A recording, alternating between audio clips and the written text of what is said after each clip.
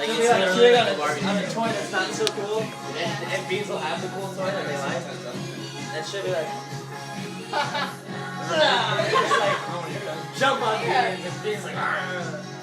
But the worst part is she's like so I'm trying to be stealthy. Drinking is no one stealthy. You're like a big, you're a fat. Yeah. It takes like 4 steps to get there like this.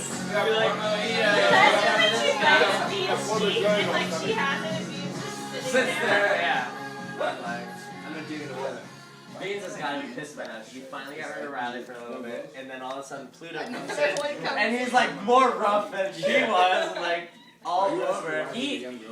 This one actually tugs at Beans' skin. Yeah. This like Ronnie would bite him, but like because he's a boy, like No, Beans actually is like teaching him, like is actually setting dominance instead of just playing as Riley. He's actually like putting him Pluto on his back and like letting him know. I saw him like